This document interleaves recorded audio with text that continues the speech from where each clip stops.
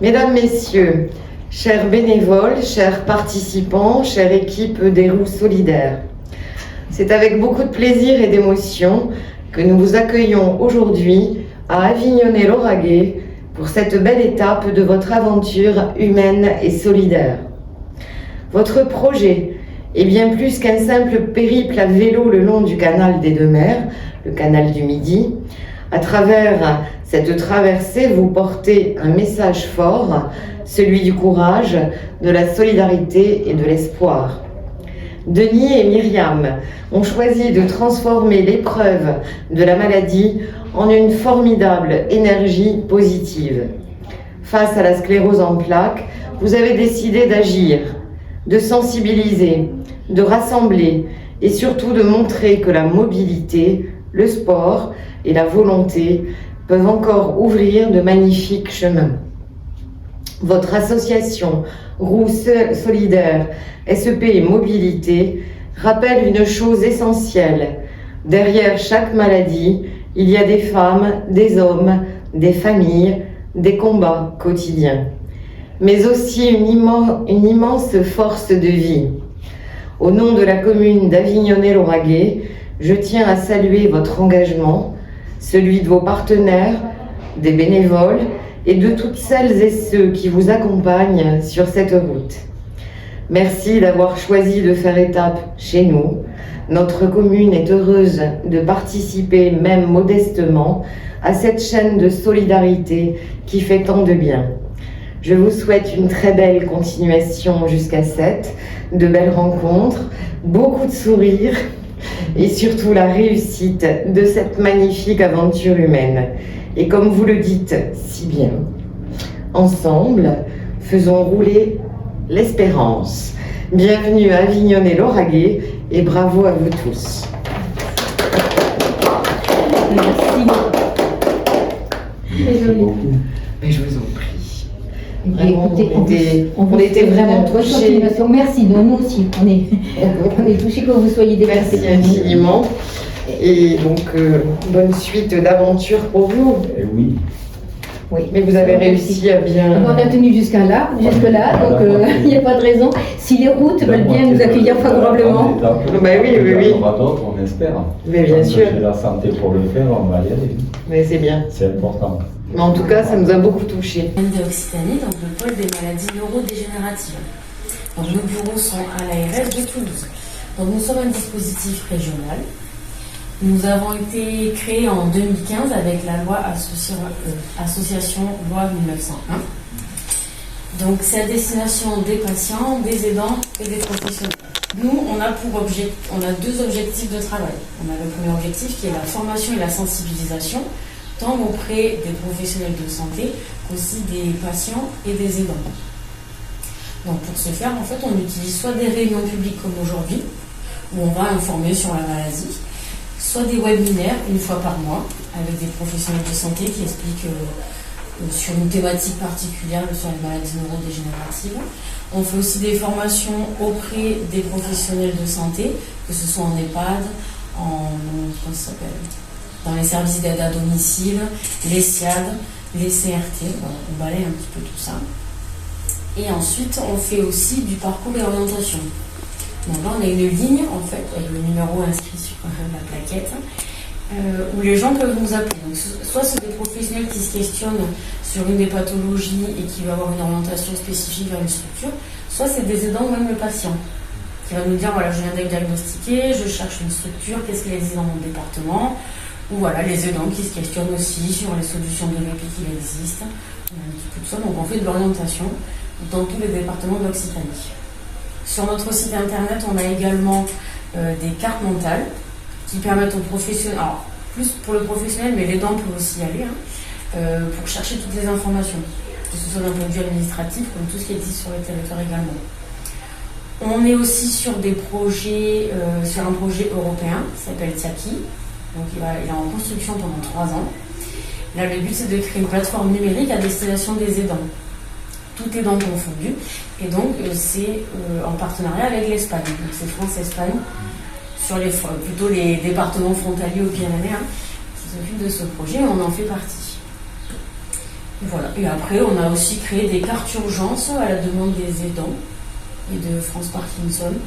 Donc c'est une petite carte où l'aidant peut l'avoir en disant bien qu'il est aidant. S'il arrive un souci, qu'il a un proche à la maison, qui ne peut pas forcément rester seul. Donc il y a des coordonnées à côté pour rappeler les personnes. Ouais. En fait, c'est pour prouver qu'on ne peut pas s'absenter longtemps parce qu'on a un malade à s'occuper, de façon à gagner un peu de temps sur un événement particulier. Ah non, pas du tout. Non. En fait, cette carte, il n'y a aucun passe-droit avec elle. C'est pas comme les cartes CMI ou autre. Là, c'est vraiment juste une carte de si vous avez un souci, par exemple un accident de voiture, un problème dans la rue, et vous êtes hospitalisé, et que vous ne pouvez pas communiquer, en fait, les pompiers ou les policiers ou même le médecin, pour avoir en disant, oula, attention, par contre, il y a quelqu'un à la maison qui ne peut pas rester seul. Donc, vous avez mis les coordonnées à côté, sinon, on ne le sait pas, et donc, on n'espère pas que ça arrive, mais si vous arrive un souci, voilà, c'est juste pour prévenir qu'il y a quelqu'un à la maison. Donc, on doit mettre les coordonnées d'une tierce personne. Voilà, d'une tierce, un voisin, de la famille, si vous voulez, qui peut être contacté en disant attention, voilà, tel aidant est hospitalisé et il a un proche à la maison qui ne peut pas rester seul. Donc du coup aujourd'hui on va parler de la sclérose en plaques. Donc la sclérose en plaques c'est une maladie neuroévolutive qui affecte le cerveau, la moelle épinière et les nerfs optiques. Elle est aussi considérée comme une maladie auto-immune, c'est-à-dire que le système immunitaire qui est censé défendre l'organisme va venir attaquer par erreur la gaine de myéline. C'est une substance qui entoure le neurone. On va voir ça un tout petit peu après comment ça fonctionne. Et ces atteintes vont provoquer des troubles de la transmission de l'influx nerveux entre le cerveau et le reste du corps. Pour la physiopathologie, on va reprendre d'abord la base de ce que c'est un neurone, comment il fonctionne et pourquoi dans la sclérose en plaques, ça vient être défaillant. Donc un neurone, c'est une cellule du système nerveux spécialisée dans la réception, traitement et transmission de l'influx nerveux. C'est un message électrique qui se transmet d'un neurone à l'autre. Et en fait, on peut le voir là un petit peu, mais c'est déjà abîmé. En fait, il y a des gaines de myéline autour de l'axone. L'axone, c'est le long fil. Je peux vous montrer là après. C'est le petit point jaune. C'est ce qui permet de faire accélérer l'influx du message nerveux.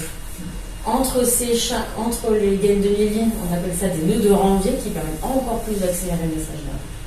Et en fait, dans la maladie de la sclérose en plaques, en fait, les lymphocytes vont venir attaquer cette gaine de myéline. Donc les lymphocytes, à la base, ce sont des cellules immunitaires, donc qui sont là pour défendre l'organisme. Il y a 2 lymphocytes dans la sclérose en plaques qui sont impliqués. Donc on a les lymphocytes T qui traversent la barrière hémato-encéphalique, qui s'auto-activent et en fait se dirigent vers la gaine de myéline. Normalement, elle n'est pas censée le faire. Enfin, la grignote, on peut dire ça comme ça. Et on a aussi les lymphocytes B qui produisent des anticorps qui attaquent également la gaine de myéline. Donc si on attaque la gaine de myéline, le message nerveux met beaucoup plus de temps à se transmettre. Et donc on appelle ça une poussée. Au moment où le système nerveux se fait attaquer, on appelle ça une poussée. J'ai voulu voir avec vous aussi tout ce qui était au niveau des voies descendantes et ascendantes, parce que le système nerveux est dans les deux sens. Donc on a d'abord la voie motrice descendante, c'est-à-dire qu'elle part du cerveau jusqu'au muscle. Et donc elle descend par le tronc cérébral, la moelle épinière. Et donc dans la sclérose en plaques, si la gaine de myéline ou les gaines de myéline autour des neurones sont touchées, cela peut entraîner un déficit moteur et une perte de force par exemple. On est sur une commande volontaire à ce moment-là. Et on a aussi la voie ascendante, c'est-à-dire que là on va partir plutôt de la peau pour monter jusqu'au cerveau, donc dans l'autre sens. Ça retraverse la moelle épinière, le tronc cérébral. Donc là c'est des voies sensitives. Donc c'est-à-dire qu'en fait, à ce moment-là, normalement, le corps permet de donner des informations sur la chaleur, la position de son corps dans l'espace. Dans la sclérose en plaques, encore une fois, si la gaine de myéline est touchée sur ce système nerveux, les patients vont présenter des douleurs de brûlure, des fourmillements, une mauvaise appréhension de l'espace dans leur corps. Donc, on a la voie ascendante et descendante dans la sclérose en plaques qui est touchée. Alors, tout à l'heure, j'ai parlé des poussées, on va revenir un petit peu dessus parce qu'on en parle souvent dans la sclérose en plaques. Donc, une poussée, c'est l'apparition de nouveaux symptômes ou l'aggravation d'anciens symptômes pendant au moins 24 heures. Donc, la poussée, comme on a dit tout à l'heure, c'est quand les lymphocytes T et B attaquent la gaine de myéline. Et on parle de poussée en dehors de fièvre également. Si le patient a déjà de la fièvre, on appelle pas ça une poussée. C'est pas en rapport avec la sclérose en plaques. Donc, pour qu'on puisse évoquer une poussée, il faut que celle-ci soit séparée d'au moins un mois entre plusieurs poussées. Alors, une fatigue seule, comme on disait, ou des symptômes sûrement dans un contexte de fièvre ne peuvent pas être considérés comme une poussée. il faut que ça dure minimum 24 heures, mais ça peut aller jusqu'à plusieurs semaines la poussée. Alors, les gens se demandent souvent aussi si les poussées sont visibles. On peut avoir des poussées asymptomatiques, c'est-à-dire pas de symptômes, mais qui peuvent quand même être visibles à l'IRM, donc le patient ne s'en apercevra pas, ou on a des poussées avec des symptômes qui se manifestent. Alors, la question aussi qui revient souvent, c'est est-ce que les poussées, elles influent sur l'évolution de la maladie? Donc, en fait, leur fréquence et la sévérité va venir participer à l'accumulation du handicap sur le long terme. Et est-ce que les séquelles sont irréversibles? Non, parce que dans la sclérose en plaques, on a des phases de récupération. Alors, plus on avance dans la maladie, plus les poussées sont rapprochées et la phase de récupération plus difficile, mais au tout début, les phases de récupération permettent aux neurones en fait, de recréer cette gaine de myéline à bien retransmettre l'information. Donc on a la gaine de myéline qui vient de se réparer. Donc généralement la sclérose en plaques est diagnostiquée où elle apparaît entre 25 et 35 ans. Il y a aussi une forme un peu plus tardive qu'on va voir tout à l'heure. Il y a aussi une forme un peu pédiatrique aussi. Un pédiatrique que j'avais pas vu. Oui, alors il y a des personnes qui peuvent l'avoir déjà à des 13 ans. Voilà, qui on a vu ça, j'en ai connu, oui, qui ont maintenant 35 ans et qui a été diagnostiqué à 13 ans. Il y a aussi des formes pédiatriques qui sont moins courantes, il y en a que 750, mais n'empêche que ces pauvres personnes existent. Et voilà, et elles trouvent qu'elles n'ont pas de chance parce qu'elles l'ont très très tôt. Il faut qu'elles fassent toute leur vie avec la sclérose en plaques. Mais c'est vrai que là, à l'heure actuelle, la majorité des patients sont quand même diagnostiqués vers 25 ans et plus. Il y a aussi une forme un peu plus tardive, vers 40 ans, mais la majorité, c'est vers. Donc, elle résulte de l'interaction de plusieurs facteurs génétiques et environnementaux, donc comme le tabac, le déficit en vitamine D, tout à l'heure vous parlez aussi du soleil, de l'infection virale, surcharge pondérale, des équilibres, donc il y a quand même plein de facteurs environnementaux. Il y a environ 130 000 personnes vivant avec une sclérose en plaques en France à ce jour. Maintenant, c'est 140 000. Voilà, parce qu'en fait, ça dépend des sites. Moi, j'ai vu en fonction des endroits, on n'a pas les mêmes chiffres. Maintenant, enfin, le site officiel de France Sclérose en plaques, maintenant, communique sur 140 000 et 6 000 de plus tous les ans. D'accord. Et il y aurait plus de femmes touchées que les autres. Donc, dans les facteurs de risque, donc là on les voit pas bien, mais donc on évoquait voilà, l'hérédité, l'obésité, la carence en vitamine D, les maladies infectieuses, le tabagisme et d'autres maladies auto-immunes comme le diabète de type 1, la thyroïde, l'inflammation intestinale. Alors, au niveau des symptômes, donc là nous sommes sur une maladie qui provoque des symptômes variés et hétérogènes. Ils dépendent de la localisation des lésions dans le système nerveux central. Donc sur le cerveau, tronc cérébral, cervelet, moelle épinière. Donc, nous allons voir ensemble la multiplicité des symptômes qui peuvent être sensitifs, moteurs, mais aussi d'équilibre, de coordination, dissociation, visuel, mais aussi sphinctérien, au niveau de la parole, déglutition, de la fatigue souvent présente, cognitive et de l'humeur. Donc on est vraiment sur une maladie assez polymorphe au niveau des symptômes. Donc les troubles de la sensibilité, c'est ce que je vous expliquais tout à l'heure avec les voix ascendantes, c'est des patients qui vont présenter ou qui vont évoquer, sentir des fourmillements, des picotements, des sensations anormales comme le froid ou des ruissellements ou des douleurs également. Et c'est souvent localisé au niveau des membres, du thorax ou du visage. On a aussi donc, les troubles moteurs, donc plutôt de la faiblesse musculaire, de la raideur, qu'on appelle spasticité, qui peuvent venir altérer la marche ou les gestes précis. On a également les troubles de l'équilibre et de la coordination, engendrant donc des vertiges, la sensation de tanguer, une instabilité, des maladresses au niveau des mouvements. On a aussi des patients qui ont des troubles visuels, comme on disait au tout début, ça peut aussi toucher les nerfs optiques, donc ils vont présenter des visions floues ou doubles, des douleurs orbitaires et une inflammation du nerf optique, ce qu'on appelle une névrite optique. Il y a également des troubles urinaires, digestifs et sexuels, donc des impériosités, des rétentions, des constipations et une baisse de la libido. Et nous avons aussi le trouble de la parole ou de la déglutition, qui peuvent être également présents dans la sclérose en plaques. Comme on évoquait tout à l'heure aussi, une fatigue assez intense qui est persistante et souvent invalidante dans le quotidien des patients. Il y a aussi des troubles cognitifs, donc plutôt sur des ralentissements de la pensée et aussi des troubles de la mémoire. Et on a après donc, les troubles de l'humeur, donc tout ce qui est autour de l'anxiété, de la dépression, de l'instabilité émotionnelle. Ça c'est pour les symptômes. On va s'en voir un petit peu, mais c'était pour aller au plus Ça près en des fait déjà symptômes. pas mal, hein. Oui, ça en fait beaucoup. Hein, quand on cumule. C'est ça. Il y en a qui tirent le jackpot. C'est ça. Donc on va voir ensemble donc, 3 formes cliniques qui sont évoquées dans la sclérose en plaques.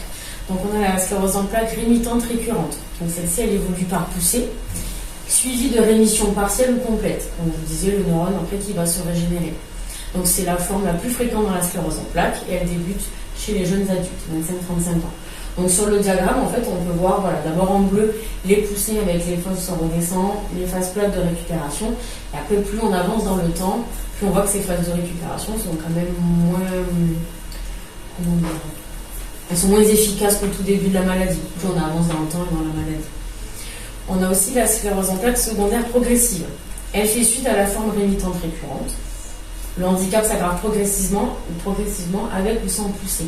Donc là, on voit sur le diagramme qu'à un moment donné, en fait, on n'a plus vraiment des poussées, c'est une aggravation des symptômes constants.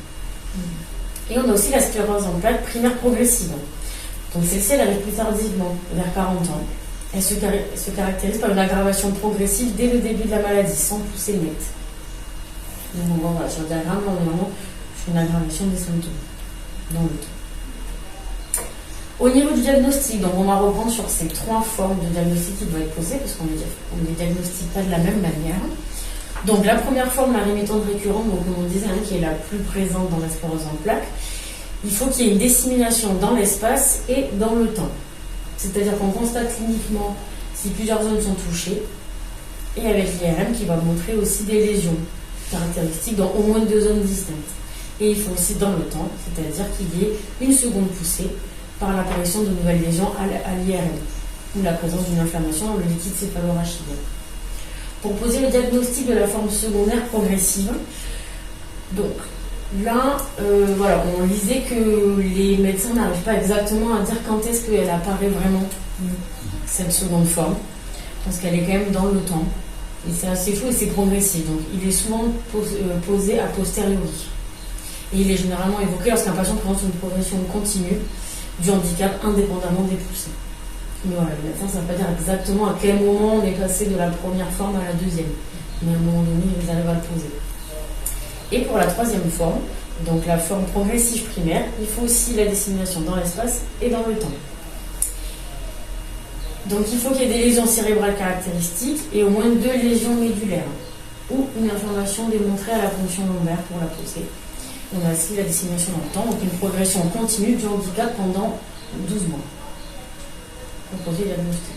Donc là, on avait une petite IRM au niveau du cerveau où on va venir voir les lésions, les taches blanches, au niveau du nerf optique aussi, de l'inflammation. On peut voir à gauche, on voit moins bien, enfin, et à droite, le nerf optique est bon, et au niveau de la moelle épinière. Au niveau des traitements, alors, donc il y a des traitements quand il y a une poussée, avec des perfusions de corticoïdes, qui sont des anti-inflammatoires, qui permettent de réduire la durée d'une poussée et donc de faciliter une récupération. Ces médicaments n'ont en revanche aucun effet sur les conséquences de la poussée, et en matière de handicap et de symptômes résiduels. Donc on peut limiter la durée de la poussée, mais pas les symptômes qui vont survenir quand même avec cette poussée.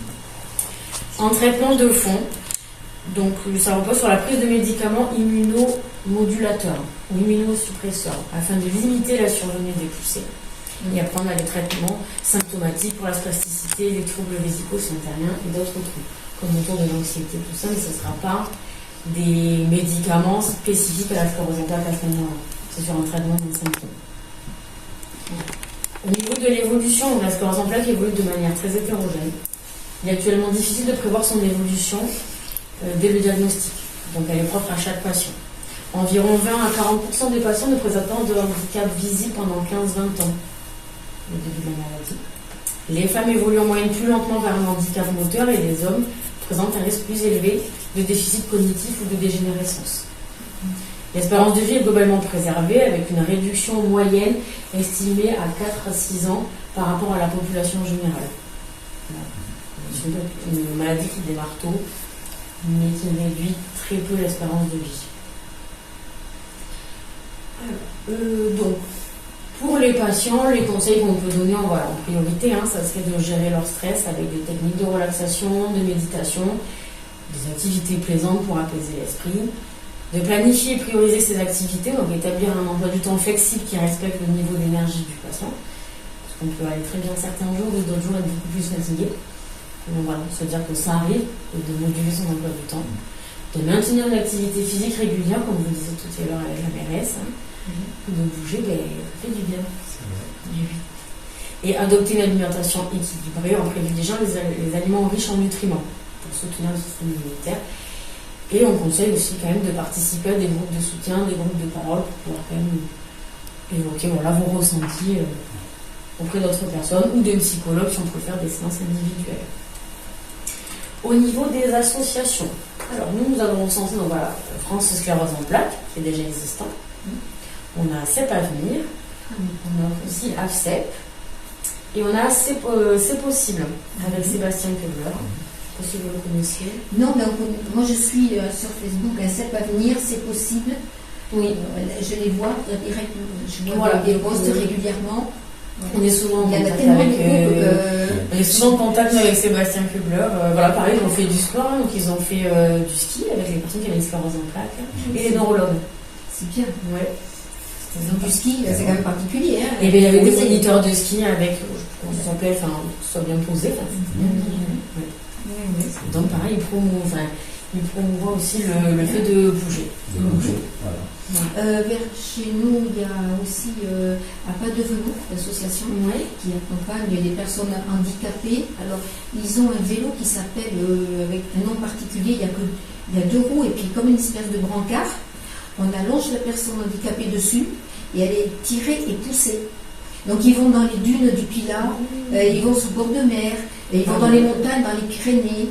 Et pour les malades, c'est quelque chose de formidable parce qu'ils ont l'impression de faire partie de la vie des gens qui sont debout. Et en même temps, c'est fédérateur. Donc tout le monde est content à l'arrivée, celui qui est porté parce qu'il a quelque chose d'inconnu, et en plus cette cohésion de groupe, et puis ceux qui le font parce qu'ils sont habitués. Et sur Agen, il y a une personne qui est un inventeur qui a créé un fauteuil roulant sur lequel il a adapté un vélo. Et donc la personne en fauteuil roulant peut être déplacée par une autre personne sur le vélo électrique derrière. Donc, oui, c'est Pierre Faisandier, c'est sa femme Samia qui tient le café vélo, et lui il a un magasin de vélos de vente et de réparation, et c'est lui effectivement qui a conçu, il m'a porté dessus quand même. Et le café vélo, il faut savoir qu'il y a un colimaçon comme ça qui descend bien abrupte, avec un virage comme ça. Et ben il m'a descendu. Et le principal, c'est de savoir que cet ensemble ne pèse que 15 kilos. Très léger. Mais c'est bon à savoir. Gardez en mémoire café vélo. Et c'est Pierre Faisandier qui le. Voilà, si vous avez le café vélo, après Samia vous dirigera vers son mari. Et ça peut peut-être vous être utile pour aider une personne ou deux. Voilà. Donc voilà, nous on a recensé ce qui existait soit en France comme sclérose en plaques, et après plutôt aussi sur la région Occitanie. On voulait faire une aparté aussi sur les aidants quand même, parce qu'on parle aussi du patient, mais on parle aussi des aidants, donc qui aujourd'hui selon l'INSEE sont au nombre de 9,3 millions, donc tout aidant confondu, donc de toute pathologie confondue. Donc on n'a pas le chiffre exact pour les gens qui ont des sclérose en plaques. Ce qu'on remarque, c'est que les aidants, la plupart du temps, ne se reconnaissent pas comme aidants. Ah, je ne suis pas le cas alors. Mais c'est très bien parce qu'il y a plein d'aidants qui nous disent non, c'est normal, je suis sa femme. Donc oui, ça reste de l'aidance, plus que d'être une épouse. Parce qu'en fait, les aidants vont venir gérer tout le quotidien. Donc ça dépend après ça, c'est de la logistique. Voilà, de la forme de la maladie. Donc quand on est au début d'une sclérose en plaques, le patient est quand même très très autonome. Mais voilà, sur une fin, on peut quand même avoir un aidant qui va venir préparer les repas, faire les lessives, les courses, le ménage, mais aussi accompagner ce patient au rendez-vous des médecins pour aller chercher les aides techniques. Il fait le soin et le suivi médical, donc il peut aussi faire de l'aide à la toilette au début avant de mettre en place des SIAD ou des infirmiers. Souvent, l'aidant s'occupe de la prise des médicaments et de la coordination des intervenants médicaux, sociaux de la santé. Il va venir aussi gérer. C'est normal en fait, on n'a pas l'impression d'être aidant parce qu'on le fait déjà de toute manière. Oui. En tant qu'épouse. Maintenant, les aidants hommes, pour eux, c'est peut-être effectivement plus lourd parce que c'est pas dans l'esprit, c'est pas dans socialement, oui, ça peut dépendre des générations, mais c'est vrai que maintenant, à l'heure actuelle, même sur d'autres pathologies, donc que ce soit autant les femmes que les hommes qui sont aidants, tout le monde fait les c'est peut-être papiers, moins mais naturel pour les hommes que pour les femmes, je sais pas. Or, maintenant, il y a moins de disparités. Non, peut-être on peut voir ça encore sur des personnes très très âgées qui sont encore sur des anciens systèmes, mais là maintenant. Après, je pense que c'était un état d'esprit. Oui, puis après, en fait, ça reste de dire que en fait, quand on gère la gestion administrative, plus le tout qui pouvait être partagé déjà avec son conjoint à la base, et que là tout n'est plus partagé, ça reste de l'aidance.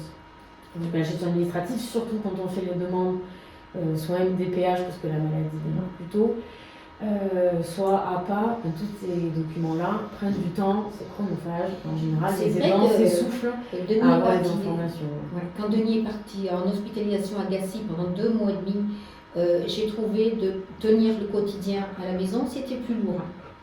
Là, je me suis fatiguée parce que aller le voir, faire les démarches, la logistique et en même temps tenir la maison, là j'en avais un petit peu marre. Ça a duré que 2 mois. Mais voilà, donc on voit que c'est pesant quand on est seul à le faire, alors que d'habitude on se partage les tâches, comme tu disais, à 2. On se rend pas compte. Hein. Puis il y a des tâches parfois qui étaient faites par d'autres personnes, mais voilà. Globalement, l'aidant finit par faire beaucoup de tâches qui peuvent le fatiguer. Il y en a plein qui ne se reconnaissent pas dedans. Il y a des aidants qui se reconnaissent très bien en tant qu'aidant aussi. Mais il y en a qui vont dire non, de toute façon je le fais, j'ai pas le temps. Mais il y a quand même, ça reste de l'aidance. Donc ce qu'on constate souvent, c'est que l'aidant se fatigue, voire il s'épuise. Même beaucoup plus vite que le patient en lui-même. Parce que vu qu'il endosse de multiples responsabilités, il n'a souvent pas de formation sur la maladie. Il apprend au fur et à mesure, comme avec le patient, à découvrir les nouveaux symptômes, à s'adapter autour, et qu'est-ce qui existe après, qu'est-ce qu'on met en place, à quel moment en termes de professionnel. Donc voilà, l'aidant va venir chercher toutes ces informations-là. Il a souvent du mal à trouver du répit. Ce qui entraîne, sur du long terme, un épuisement physique et psychique pour l'aidant. Des conciliations complexes avec la vie professionnelle ou sa vie de retraité également, parce qu'on a des aidants qui prennent beaucoup moins de temps pour eux, de l'isolement social, et on constate surtout aussi de l'accès aux soins. L'aidant va moins attention à sa santé par rapport à celui de l'aidé. Maintenant, la sécurité sociale a mis quand même en place il y a des consultations pour aider les aidants. Comme ça, au moins, on sait que l'aidant va venir aussi se faire quand même consulter. Alors, justement, France Sclérose en plaques propose pour tout le monde. Voilà, comme ça, il y a aidants, les aidants et les patients peuvent s'inscrire même aux mêmes soins. Oui, mais voilà. Que ce soit sophrologie, psychologie, même il y a une psychologue qui n'intervient que pour les aidants, des groupes d'aidants, tout seul aussi. Donc c'est vrai, c'est important d'être reconnu. Et oui, mais de se sentir surtout aidant.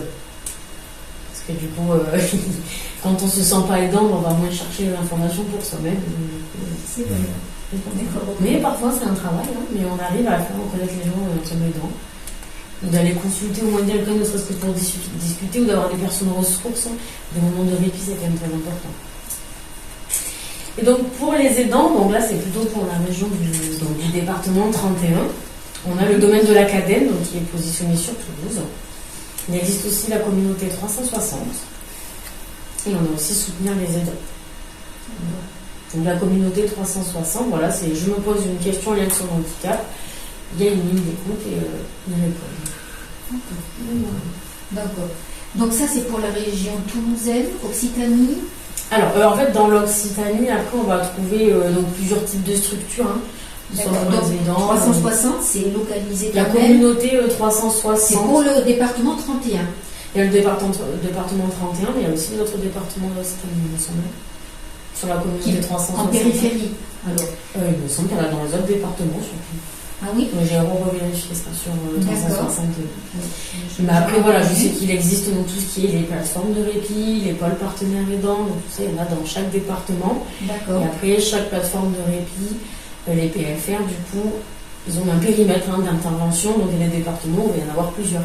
Est-ce qu'il y a un répertoire pour savoir ce qui existe dans chaque département? Une personne par exemple qui vient juste d'entrer dans cette roue, son conjoint, c'est quelqu'un de membre de sa famille, vient d'être touché, Et lui, il aimerait être conseillé, être guidé, être soutenu. Comment est-ce qu'il peut trouver une structure d'aide comme 360, Academ et autre chose? Donc nous, dans la région Occitanie, donc nous, on peut répondre à cet appel-là de personnes qui recherchent une plateforme de répit ou autre structure, ou même parfois, même s'ils ne sont pas au courant, c'est nous qui leur indiquons. Et dans toute la France ou... Non. Là, Non, c'est que Occitanie, et le pôle MND n'existe qu'en Occitanie. D'accord. Il n'existe pas dans les autres régions. D'accord. Alors, ensuite, après, il y a des DAC. Nous rappeler l'Occitanie, quel est le rayon d'action, les villes de rayon d'action, dans quelle région? Alors, donc il y a 13 départements, notamment dans l'Occitanie. Donc il y a c'est déjà pas mal. Il me semble que c'est 13. Donc il y a donc l'Ariège, l'Aude, et la Haute-Garonne du coup, le Gers, l'Hérault, il y a le Lot, la Lozère. Tarn-et-Garonne. Oui, je fais avec les chiffres, donc 46-48. Ensuite, on a 65-66, donc les Pyrénées-Orientales et les Hautes-Pyrénées. Bien. Et après, on a 81-82, donc le Tarn et le Tarn-et-Garonne. D'accord. Voilà. Okay. Donc, ça fait quand même un quart. Oui, en fait, c'est ça. Avant, c'était, il y avait Midi-Pyrénées et Languedoc-Roussillon, et ça rassemblait les deux Occitanie. D'accord. Donc, on a Ouest et Est. Bon, d'accord. Voilà. Donc, on sait voilà, vous pouvez intervenir sur ce rayon de 13 départements, ce qui est déjà considérable. Voilà. Et après, dans chaque département, il existe des DAC, des dispositifs d'appui à la coordination, où le patient peut également appeler en disant, voilà, donc par exemple, il y a DAC 31, DAC 34, ça, il y en a dans chaque département en Ile-de-France. Et aussi, ils vont venir recenser en fait un petit peu ces structures-là. Vous vous indiquez, vous vous dire, je connais une structure qui pourra peut-être vous renseigner un peu mieux. Voilà, donc il existe aussi quand même les DAC. Et nous, on peut répondre aussi à cette demande. Après, quand on ne trouve pas tout de suite l'info, on rappelle. On va venir chercher. D'accord. Donc voilà, on s'appuie aussi sur les DAC. Alors, DAC, rappelez-moi ce que c'est c'est. Dispositif d'appui à la coordination. Appui à donc la les coordination. professionnels aussi de santé peuvent appeler, mais les aidants aussi peuvent appeler. Et tous les professionnels connaissent l'existence du DAC? C'est censé connaître l'existence du DAC. Oui, d'accord. Oui. D'accord. Bien. Parce qu'avant c'était la Maya, ça a été repris en DAC, donc avec des nouvelles missions. Dans certains départements, régions, il y a des clics. En Haute-Garonne, il n'y a pas de clics. Il y a un clic en Gironde. Voilà. Oui, donc je sais qu'il y a des départements, des régions, il y a encore des clics. Enfin, nous, on n'en a pas, par exemple. Ouais. Et ça fait partie aussi des centres de ressources. D'accord. Ouais. Très bien. Globalement. Bon. Eh bien, c'est bien. Merci beaucoup pour toutes ces informations. C'est bien, hyper merci, complet, oui. c'est riche.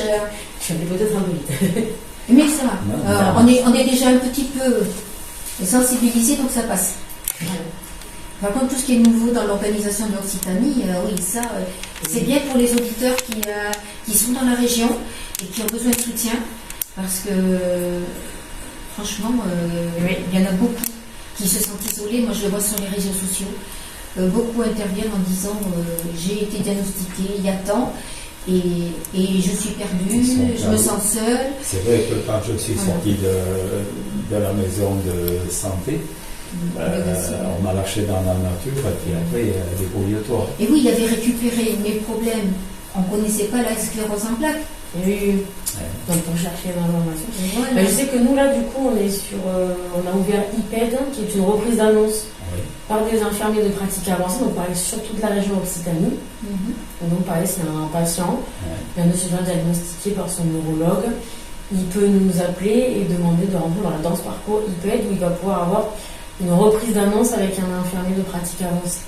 Alors soit en vrai, de vive voix, soit en visio, soit si vraiment il n'y a pas de possibilité de faire de visio, ça sera par téléphone. D'accord. Est-ce que tous les neurologues ont les informations pour transférer auprès d'infirmiers Alors nous on a envoyé, alors là je suis en train de tout finir de la liste, mais on a déjà envoyé une partie des neurologues de l'Occitanie. Il me manque quelques-uns encore que je suis en train de référencer. C'est ça qui est capital, c'est que les premiers... Et on a surtout envoyé en fait à d'autres autres que des neurologues en fait. Voilà. Pour qu'aussi les autres professionnels se disent ah oui en fait ça existe donc on peut quand même orienter le patient. Tous les infirmiers indépendants, autant qu'hospitaliers, devraient tous pouvoir diriger les gens vers des structures d'accompagnement. Voilà. Dans l'absolu, Mais il faut beaucoup communiquer pour que ça Voilà, devienne c'est ça. automatique Mais, en fait. On le fait. Donc on a déjà eu des neurologues qui ont orienté vers cette reprise d'annonce et aussi ça peut être déjà la demande aussi même du patient lui-même. Hein. Les centres de rééducation. C'est quand, Oui, quand les gens sortent de centres de rééducation, qu'ils sortent avec les informations. Parce que on est trop vite lâché quoi. Et quand c'est nouveau, quand il y a des années qu'on a été diagnostiqué, on a eu le temps de faire des recherches. Quand on vient d'être diagnostiqué et qu'on n'a pas les informations, on est paumé. Et c'est pour ça que nous, on a lancé ce parcours, cette idée de parcours, pour donner un sens à cette vie et lui donner à Denis l'envie de se battre, de récupérer, parce qu'on n'avait pas de soutien nulle part, on ne savait pas comment ça allait évoluer. On dit non, c'est pas la maladie qui va nous avoir comme ça, il faut qu'on fasse un truc. Donc on a inventé ce challenge et dans le même temps, après, en quelques semaines, on a rencontré les délégués Sud-Gironde, Delphine Villacresse et Isabelle Guirat de France Sclérose en plaques, qui font des réunions éclairées en invitant un praticien qui tourne autour de la sclérose en plaques, une fois par mois. Et on a vu ça, ils font une annonce dans le journal local, gratuit. Et on a eu la chance de tomber sur cette annonce-là. Et on a pu mettre un pied dedans, et là on a été accompagnés. Et du coup, c'est elles qui nous ont poussés à créer une association, à faire un partenariat avec France Sclérose en plaques, à entrer dans un parcours de santé que proposait France Sclérose en plaques. Et là, on s'est senti soutenu et on a eu envie de partager. Parce que c'est une vraie ouverture. Hein. Il ne faut pas croire, c'est pas une simple béquille. Hein. On en a vraiment besoin. Et quand autant on est dedans, hein, je parle, parce que Denis, avec ses problèmes cognitifs, il décroche un petit peu. Hein, il suit au départ, puis après, il ne se rappelle jamais. Donc, il compte toujours sur moi. Ça devient aussi une béquille, une facilité. Hein. Je ne fais pas trop d'efforts parce que je sais qu'à côté, ça suit. C'est tellement plus simple.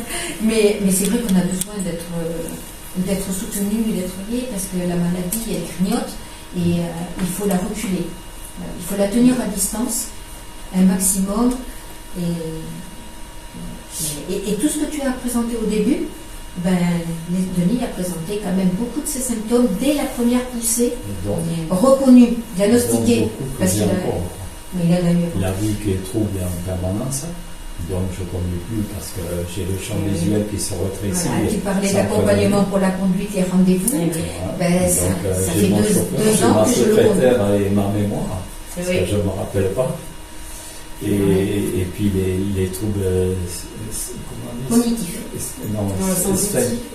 Ah oui, sphincter. C'est même. Alors, c'est assez particulier.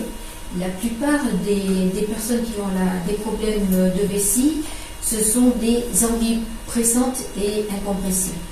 Lui, c'est le contraire. Il n'a aucune sensation. Il pourrait éclater sa vessie. Il ne s'en apercevrait même pas. C'est ce qui lui est arrivé à ce moment-là. Je me rends compte que je n'avais pas utilisé le perroquet. Du tout. Du tout. Et quand il s'est retrouvé mouillé pour aller à la salle de bain, il dit qu'est-ce qui m'arrive? J'ai rien vu venir. Et là, c'est le médecin a pensé problème neurologique. Voilà. Et il ne s'est jamais revenu parce que la vessie, elle ne répond plus, elle n'a aucune sensation, il n'y a plus de sphincter, mais il reste coincé. Donc il n'y a que les autosondages qui peuvent vider la vessie. Donc il faut en faire 6, 7. Parce que j'y pense. Il n'a pas besoin, il n'y pense pas. Et moi souvent je lui dis tu es allé te sonder? Ah ben non, j'ai oublié. Quelquefois il passe un sondage sur 2 parce qu'il n'a pas de sensation. Donc c'est à contre-courant par rapport à ce qu'on entend habituellement. Voilà. L'équilibre aussi. Eh oui. D'où le tricycle pour faire le péri, c'est parce que. Oui, ça demande de l'équilibre, sinon Mais il en faisait au départ en septembre. Il avait retrouvé assez d'équilibre pour faire du musculaire.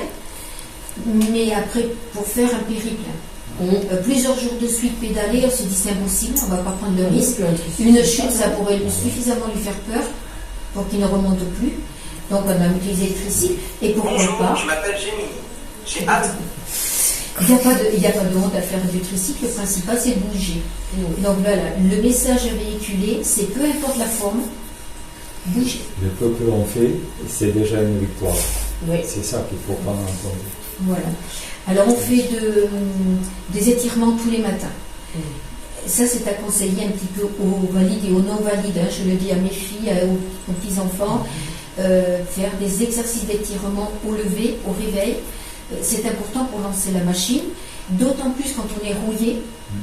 Hein, parce que les muscles se raidissent, les ligaments aussi se durcissent. Donc il faut vraiment commencer par huiler la machine le matin au réveil. Après on met le pied à terre et ça va mieux. On peut partir, la journée commence. Et ça c'est bon pour tout le monde. Et quand même ceux qui sont très atteints dans leur mobilité, il faut quand même qu'ils essayent de faire bouger, ne serait-ce que la tête, les épaules, un peu les bras, un peu les jambes, en se faisant aider. Même s'ils ont la chance d'avoir un aidant, qui ne peuvent pas le faire tout seul, on peut faire le kiné, le fait, beaucoup de kiné, plusieurs fois par semaine. Et il faut entretenir tout ça, même si ça demande des efforts, c'est bénéfique pour le moral, c'est bénéfique pour le physique, et sortir.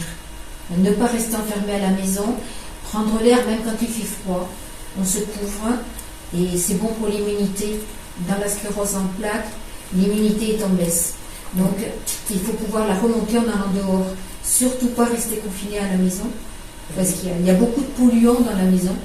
Donc, il ne faut pas croire qu'on se protège en laissant tout fermé. Il faut vraiment aérer l'intérieur tous les jours, même quand il ne fait pas beau, pour renouveler l'air. Et il faut faire attention à son immunité, parce que dans la sclérose en plaques, elle est souvent, à cause des immunosuppresseurs, elle en baisse. Voilà. Qu'est-ce qu'on pourrait rajouter? On a fait le tour. Vous voyez des questions? Vous voyez des choses, un sujet qu'on n'aurait pas abordé? Non. Il n'y a rien qui vous vient à l'esprit? Non. Qu'est-ce qu'on a abordé? Vous avez plein de choses, des conférences. Alors, on peut trouver pour aider France Sclérose en plaques. On a conçu des t-shirts, les t-shirts que nous portons. France Sclérose en plaques devant, roue solidaire derrière. Voilà.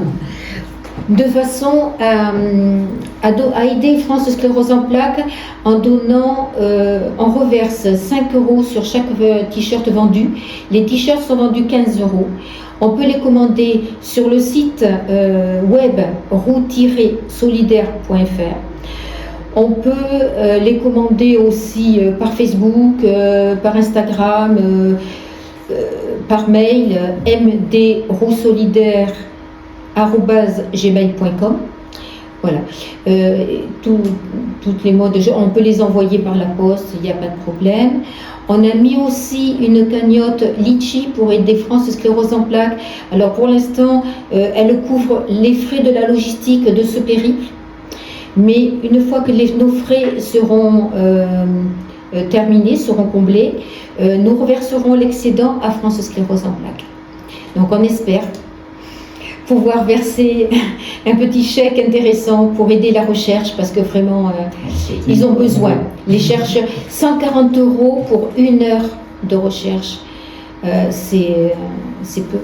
Et le traitement aussi qui coûte très cher. Ouais, les injections que j'ai actuellement, ça c'est la Sécu, la CP, tous les mois, c'est quand même une grosse dépense. Ouais, les immunosuppresseurs coûtent très cher. C'est vrai. Voilà, je pense qu'on a fait à peu près le tour. Une chose aussi qu'on n'a pas abordée, c'est le fait que ce ne soit pas transmissible. La sclérose en plaques, mais voilà, ça ne se transmet oui, pas nécessairement. ça ne se transmet pas. Non. Plusieurs membres de la famille, c'est vrai, il y a des familles qui peuvent être touchées par plusieurs membres, effectivement, mais ça ne se transmet pas, non, évidemment. On a vu un monsieur justement sur le périple, oui, un peu avant Toulouse, qui lui a toute la famille de côté de sa femme. Plusieurs membres, pas toutes. Plusieurs membres de la famille, heureusement pas toutes. Qui est atteinte de sclérose à des degrés différents. Des générations différentes aussi. Voilà. Voilà. Mais bon, ce n'est pas courant non plus, c'est pas si fréquent que ça, ça arrive. Voilà. C'est assez impressionnant. Mais c'est de voir bien les que tu aies personnes, il y a des souligné fois qui que nous arrêtent, ce n'est pas pour prendre en héréditaire. photo le QR code et puis qui vont sur le site. Après, on les retrouve sur la cagnotte ou alors des petits messages d'encouragement. C'est Oui, génial. oui, Ah, ouais. oui. C'est vrai que depuis Agen. depuis Agen, oui, il y a une mobilisation et il y a de plus en plus de personnes qui nous suivent sur les réseaux et qui viennent sur la cagnotte. C'est intéressant parce qu'il y a des échanges qui se font sur le parcours et on se rend compte, Conditions, beaucoup de gens savent déjà ce qu'est la sclérose. Je m'y habitue, quoi. Et donc, c'est vrai que j'essaie d'apporter le plus possible d'encouragement. Hein. Et là, vous finissez votre périple à 7. Oui, samedi prochain. Oui, mais non, pas prochain. le 16. Le 16 et la dernière réunion le 17 à 10h30. Mais il nous reste, on est le 7, donc il nous reste 9 jours de pédalage. Pas de pédalage, et un jour sur deux quand même. Hein. Voilà. Parce qu'il a plu en ce moment. Mais... Et qui va continuer. Dimanche, si ça pouvait tourner, on doit avoir le vent de face et la pluie. Avec le revêtement génial qu'il y a dans cette portion, on se promet un dimanche heureux. Ouais.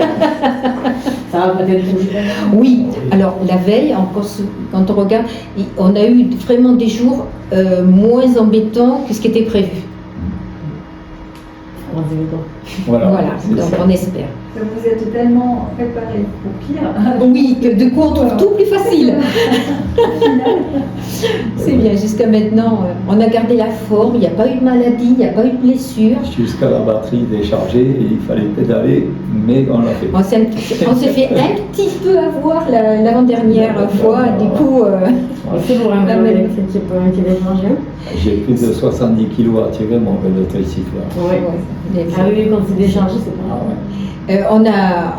on a vraiment, tous les deux, hein, on n'avait pas chargé la batterie parce qu'on pensait pouvoir faire les 2 fois.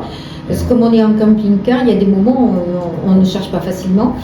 Et là, on n'a pas été assez précautionneux. Quand on a pris le vélo, on a vu 50, 60. J'ai dit, il va falloir y aller doucement. Hein. Et on y est allé doucement. Ouais. On a vraiment pédalé. Et vous avez fini. Mais on a fini. On a fait nos 50 km. On est arrivé à 20%. Il nous en restait un petit peu. Il manquerait juste de revenir au système de dynamo, finalement, puisque vous pédalez, pour pouvoir relancer de l'énergie sur la batterie, finalement. Il faudrait qu'il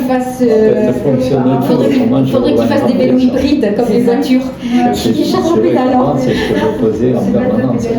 Inventer des outils, des combines. Mais là j'ai plus la tête à ça. Le moins de petits trucs, ça devient une montagne.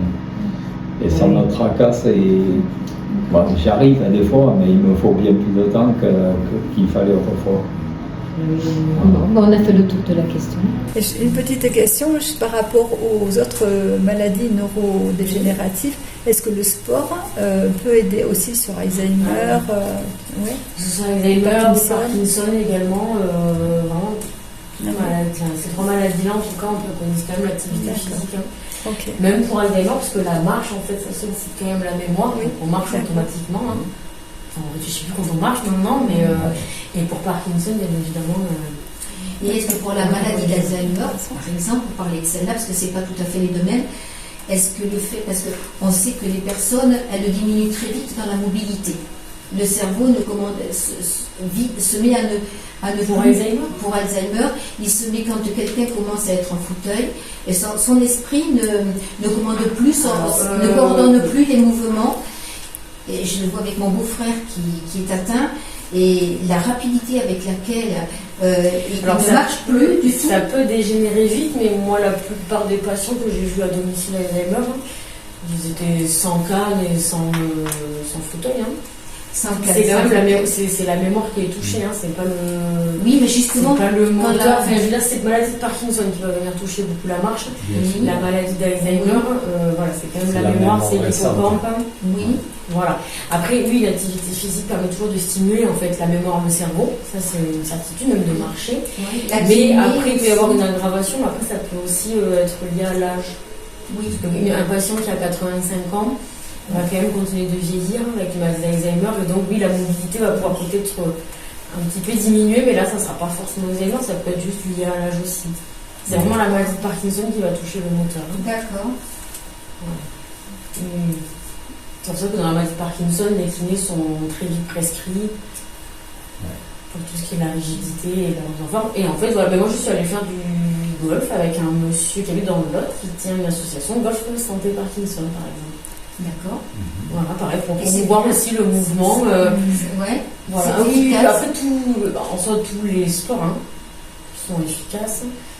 Voilà. Après, c'est juste que le golf, c'est plus lent, donc ça permet quand même de bien solliciter l'équilibre, l'amplitude de mouvement, l'anticipation à la planification. C'est efficace quand on le prend dès le début de la maladie, ou ça peut être efficace quand on est déjà freiné dans le mouvement? En fait, c'est bien tout le temps, peu importe le stade où on en est, de bouger.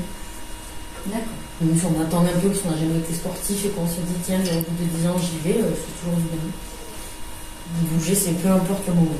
Voilà, c'est ce qu'on disait au début. Voilà, c'est peu importe le moment. Moi, soit malade et n'importe bouger, quelle maladie, voilà, il faut bouger. Il faut surtout lutter contre la raideur. Voilà. Très bien. Eh bien, écoute, merci beaucoup de nous avoir éclairés avec tout ça.